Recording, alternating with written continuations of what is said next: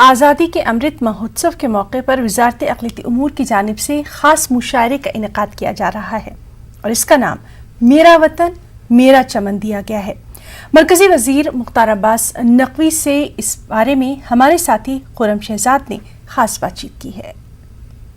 مرکزی وزیر مختار عباس نقوی ہمارے ساتھ ہیں۔ سر، آزادی کا امرت مہوتسو چل رہا ہے اور وزارت کی طرف سے بھی مشاعرے کا جو ہے انعقاد کیا جا رہا ہے۔ آزادی کے امرت مہوتسو کے موقع پر میرا وطن میرا چمن مشاعرے کا جو آیوجن ہو رہا ہے، اس میں ہندوستان کے تمام جانے مانے شعراء اکرام رہیں گے اور اپنے اشعار پیش کریں گے۔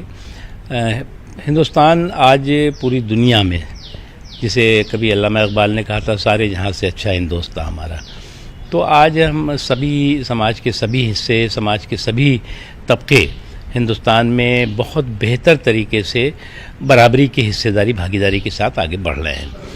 اور اس سے بھی امپورٹنٹ ہے کہ جب ہم آزادی کے 75 سال منا رہے ہیں تو ایک طرف آزادی کا جشن، دوسری طرف بٹوارے کا زخم، تو یہ تمام احساسات ہم سب کو ہے اور ہم مل جل کر کے اس دیش کو آگے بڑھا رہے ہیں۔ اسی لیے اس مشاعرے کا نام بھی ہے میرا وطن میرا چمن۔ دیکھیں تو جو زخم ملا تقسیم کا، لیکن آزادی کی خوشی بھی ہے، تو ہماری جو تہذیبی کلچر ہے، شاعری ہے، اس کے اندر یہ تمام چیزیں بکھری ہوئی ہیں۔ دیکھیے، جو مشاعرے ہیں یہ ہماری جو قومی یکجہتی ہے اس کو اور مضبوط کرتے ہیں، ایکتا کی ڈور کو طاقت دیتے ہیں، اور اس طرح کے آیوجن کسی وجہ سے کافی کم ہو گئے۔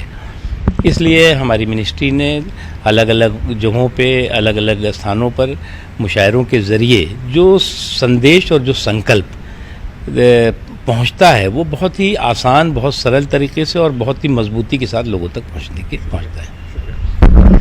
تو وزیر مختار عباس نقوی جو بتا رہے تھے کہ مشاعرہ ہونے جا رہا ہے، اور سب سے بڑی بات یہ ہے کہ پورے ملک کو ایک دھاگے میں اور اتحاد میں، جو ایکتا کی بات ہے، پرونے کی ضرورت ہے، ایک دھاگے میں جو اتحاد کی جو ضرورت ہے اس کو آگے بڑھانے کی جو ہے وزارت کی طرف سے کوشش کی جا رہی ہے۔ کیمرہ مین فیروز وانی کے ساتھ خرم شہزاد، نیوز 18۔